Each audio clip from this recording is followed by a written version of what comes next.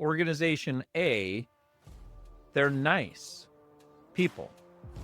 They go out to lunch together. They hang out. They talk about fun customer stories and successes. They help each other. And they end up where they end up at the end of the year. And hopefully it's good. We're all going to try as hard as we can. Versus Organization B, they know exactly where they're going, exactly how to get there.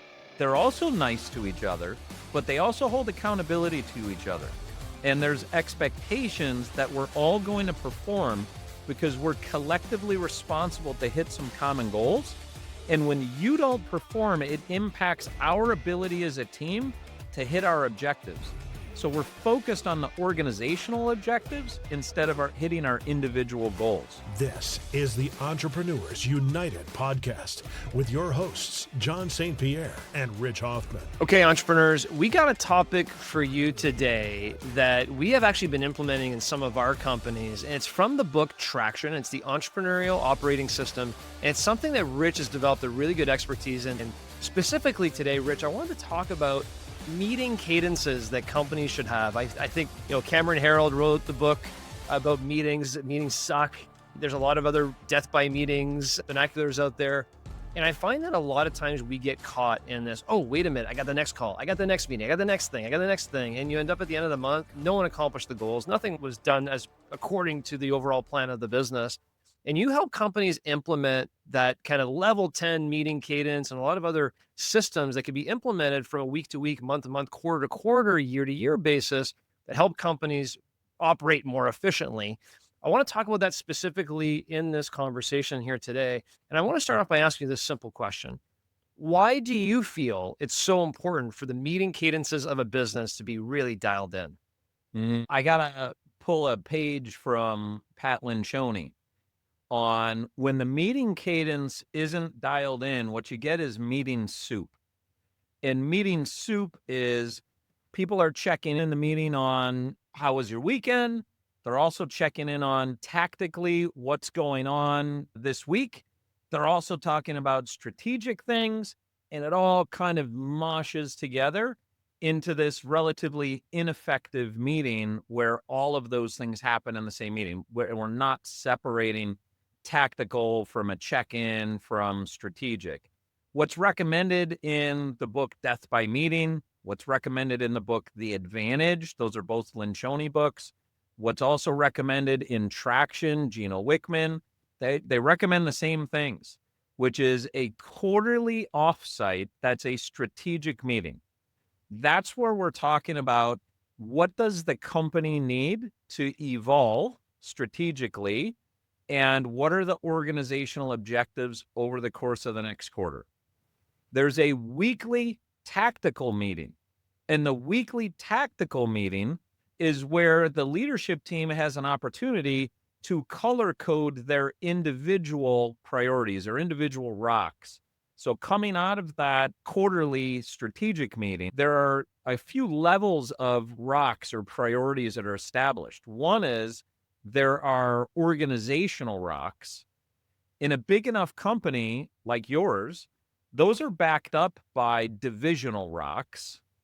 And then the last level is individual rocks. So how do the individuals contribute, individual rocks, what they're doing, their priorities, contribute to the divisional priorities, which contribute to the organizational priorities?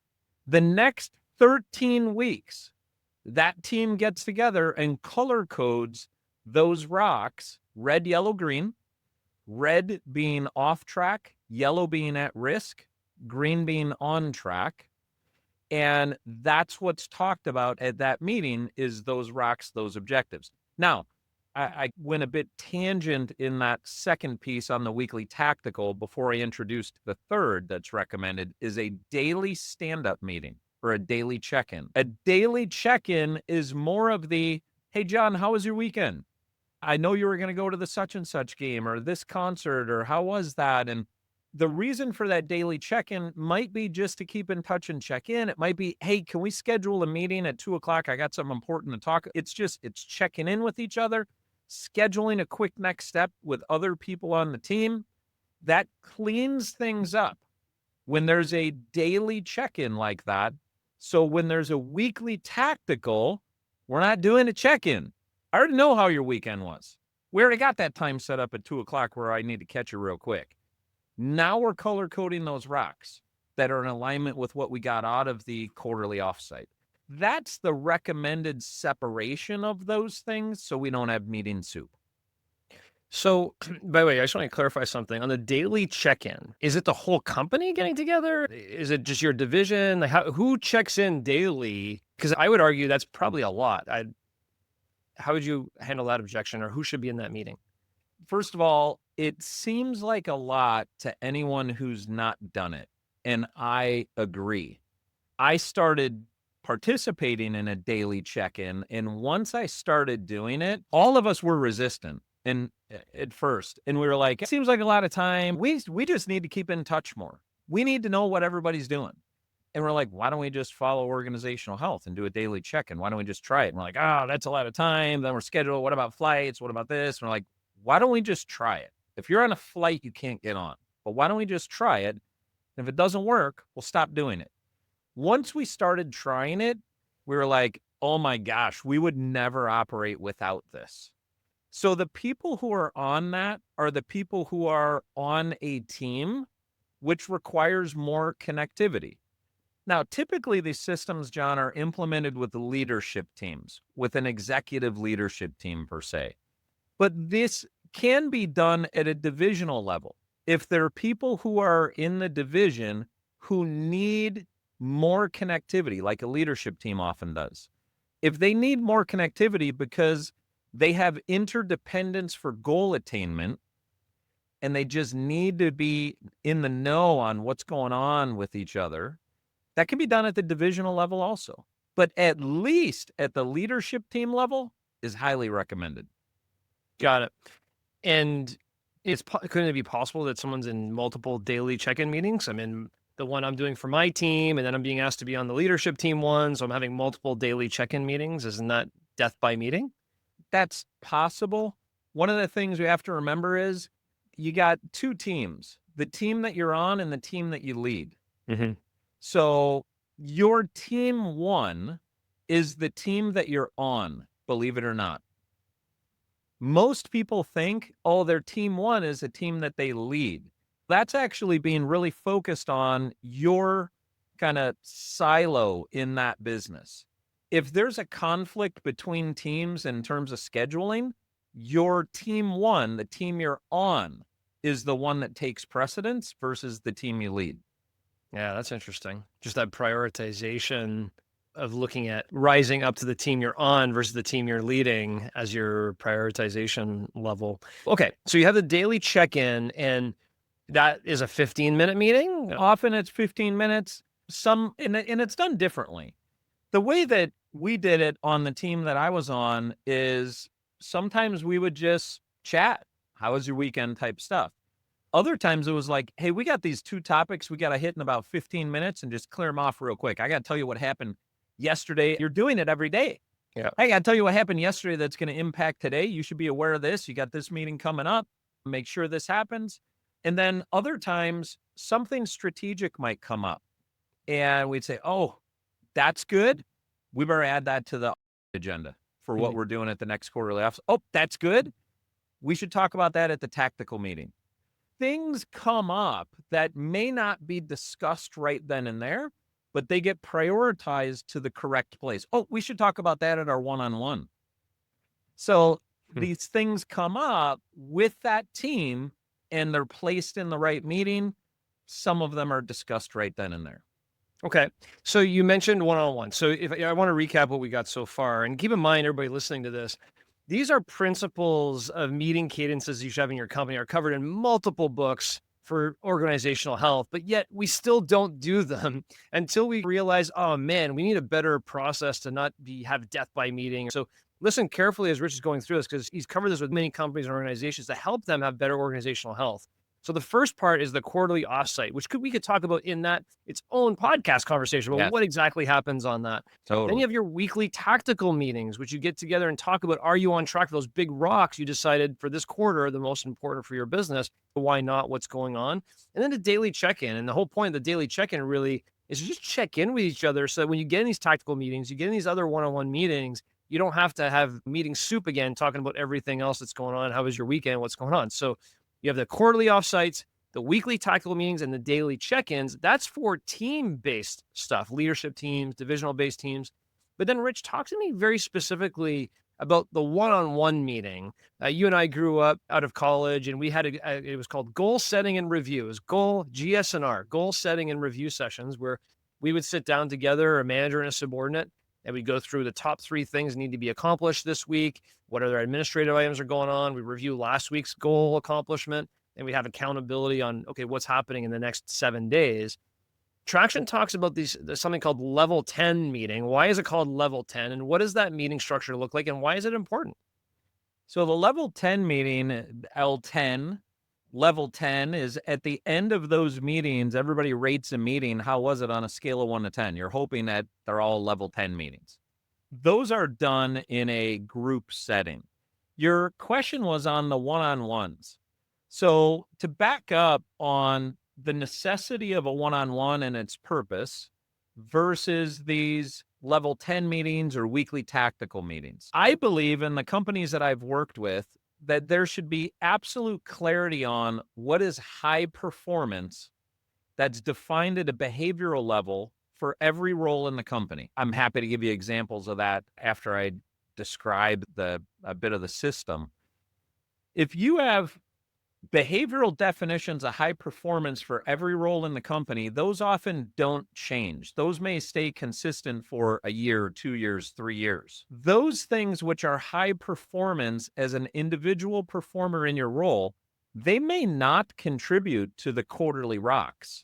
For example, somebody who is cutting checks for your company, they may have a high performance standard of they only recut no more than 1 check per cycle. And if they ever recut more than 1 check per cycle, hey, there's a problem we need to look into. That's not high performance. That needs to happen for whoever is in charge of finances and cutting checks. And if you want to say it's not 1 per cycle, it's 1 per quarter, or whatever standard you want to put in place, that has to happen. But that's never going to be in alignment with the organizational quarterly rocks, but you still got to do your job at a high level. So those things that are the standards of high performance for your role as an individual performer in this company, those are reviewed in the one-on-one or the GSNR or whatever mechanic you want to use to have some accountability to high performance standards. The organizational rocks quarterly are what the organization needs every quarter to either evolve strategically or hit numbers. Most companies, it's like dollars booked, dollars produced, that type of thing.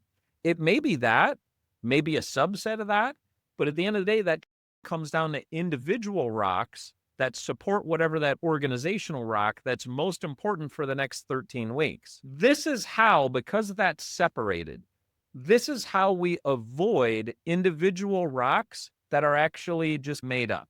What I find is on some leadership teams that aren't defining high performance standards and doing one-on-ones or just doing EOS or the traction method, is they make up these frivolous rocks because, John, you have 6 rocks and I have 2. Well, that can't happen. That's inequitable. I need to make up 2 more for me, and one of yours needs to shift to me. Now we're 5 and 5. It actually belonged based on the organizational objective and what you do in this company. You belong to have 6. And I need 2. That's just the way the cards fell this quarter. So when we come into our weekly tactical, you're going to color code 6 and I'm going to color code 2. We're both going to go into our one-on-one and we're going to talk about our high performance standards. It's going to change, and we shouldn't be making up the rocks and who's contributing how much to what. It's not designed to be equitable. It's designed to be based on organizational priorities and who's contributing what to those organizational priorities. So, Rich, let me ask a few very specific questions. We go to the quarterly, we have the company rocks. We know what the company wants to achieve. That gets cascaded down to where, as a leader maybe of my team, I need to figure out what rocks do I need to accomplish so that if we accomplish our rocks, the company can hit their quarterly rocks. And then my team may take those rocks. Well, what do we need to do? What do our rocks need to be so that John can hit his rocks so the company can hit their rocks? That's like the cascading effect of rocks. And then we say, okay, we're going to have some daily check-ins. We're going to have these weekly tactical meetings to see where everybody is relative to their rocks. Are they yellow, green, red? Where are they? What's going on?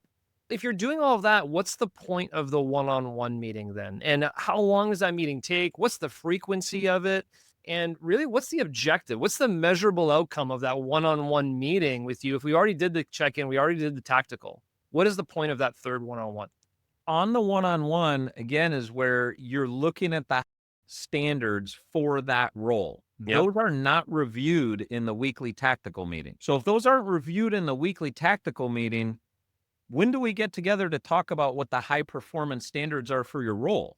That would be in the one-on-one. Furthermore, if you're color coding something as yellow or red in the weekly tactical, then we may pull that into the one-on-one for a deeper dive than we were able to do in a group. And I didn't feel like, John, we got there in terms of at the weekly tactical meeting where you said you were red.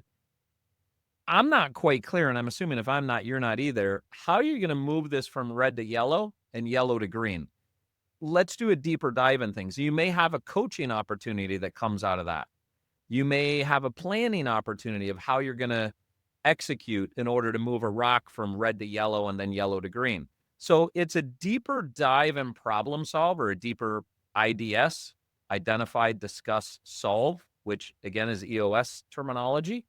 So it's a deeper IDS, it's a deeper problem solve on what comes out of the weekly tactical, and it's an opportunity to review the high performance standards for your role, which are not part of the rocks. Yeah, that's interesting. And I think that IDS is a big component of your role as a manager, is to help coach your subordinates to success, to know what the high performance level is and help them get there. That's your role as a coach, and diving deeper. Next, but there's a deeper analysis of what's going on related to maybe where they're off track, what they need help with, and need coaching, career development, mentorship. There's a lot of things we talked about. Just maybe bring back Ted Ma, an episode from the past, is how do you move from manager to leader to mentor? That's really where these one-on-one meetings come into play, I think. Would you agree with that? Is there a lot of room there for that mentorship? Yeah. And I think that I want to separate what we know to be GSNR from one-on-one. The GSNR is a very tight system of accountability, where there's one of the differentiators between a goal setting and review and a one-on-one is the learners or the employees prep coming into that GSNR. In the GSNR, the prep needs to have deep reflection on their performance. So we're having people practice being introspective about their own performance. So they're specifically looking at what are some strengths and weaknesses that they're in control of related to their performance, and what are some restrainers and drivers that they're not in control of. They're external forces that were restrainers and drivers on their performance in the last period. So that's where that really deep dive and self-reflection with a coach, that happens in GSNR. The one-on-one can be as simple as, hey, how's it going? How can I help? On the one-on-one, it might be more formatted to something like what we might call a WIG, W-I-G, where we say the W is, what are you working on? The I, what do you need to inform me of? The next I, what do you need input on? And the G is, what goals are you working towards? So the one-on-one can be as, again, informal as, hey, how's it going? How can I help? What's your game plan? How you feeling about things? Checking in on things. Or you might say, what are you working on? What do you need to inform me of? What do you need input on? And what goals are you working towards? And have a little more format in it, but it's not the deep introspective self-reflection that comes out of GSNR. So often what happens is people will have a monthly GSNR, and then the 3 weeks in between GSNRs, they run as a one-on-one. Ooh, okay. This is new information for me. So I was literally just going to ask you. I was like, wait a minute. It sounds like they're missing the component of GSNR if they're doing is one-on-one meetings. And then you threw in the, hold on a second. Yeah. If you have 4 if you have a weekly meeting, maybe every other fourth meeting or once a month, you have more of a goal setting and review session. Whereas the 3 other weeks, it's more of, what are you working on? What do you need to let me know about? How, need any input from me? What goals do you have that I can help you with? It's more of almost like a coaching mentorship relationship versus a hard run. You and I got into some GSNR meetings every week and got our butts Oh, kicked. yeah. And it was very tough, hard accountability sessions every week. Which you remember, those were goal, shove, and rebuttal, or goal setting and review. Yeah, exactly. And so I like the idea of still implementing a goal setting and review on a monthly basis incorporated in here, which, just to define that a little bit further, if you had the mix, we understand what a one-on-one meeting is now, which is really checking in, seeing how they're making out, how you can help them. Define a little bit more for the group. You just did it a little bit in the goal setting Yeah. review, but contrast for me and the listeners here. Once a month, what do you really need to accomplish with your team members to make sure that goals are being set properly, they're being reviewed properly, there is introspection properly? What does that look like? I would submit to you the number one thing to accomplish is have the employee submit the prep correctly. That's what you want to accomplish. Because at the end of the day, what we're trying to develop are independent employees and learners so that eventually they've already got these methods of self-reflection and goal setting, where as a supervisor, you can look at their prep and say, looks, what do you need from me? So you get that when you really focus on the prep. Now, there are a few components of the prep. The very first piece of the prep is, what was the goal for the last period? What was the result? And then have the person literally write hit or miss. Then after we get goal, result, hit or miss, we want them to do their reflection. What are the restrainers and drivers, and what are the strengths and weaknesses that contributed to that performance? Now, remember, if somebody missed, there may still be a driver and a strength. So it's not just if you miss, we focus on the negative, or if you hit, we focus on how did you hit. There are strengths and drivers, restrainers and weaknesses to every period of performance and every goal. You only want typically 2 goals or so to be able to do that type of deep reflection on. So we've got goal, result, hit or miss, strengths, drivers, and restrainers and drivers, strengths and weaknesses. Then we go to, what's the goal for the next period? That's your first cut goal as an employee. And what's your game plan on how you plan to get there? So those are just the basic components of it. And then you may have a miscellaneous section that says, do you need new business cards? Do you need to put in for vacation? Stuff like that. But if we can get the correct prep from our employee, where they're able to self-reflect on goal and their performance and what contributed to that performance, where they're able to connect short-term behavior with long-term objectives by looking at what's the next goal we need to set and how am I going to get there? If we can develop that type of thinking in the prep of our employee, they become more independent, which is ultimately the goal, to have independent employees who can perform versus dependent employees because we workshop everything and the leader leads it all. Yeah. I love to give the example, Rich, on that one, just very simply, right? As a sales representative, my goal was to sell $100,000 worth of our products or services this month.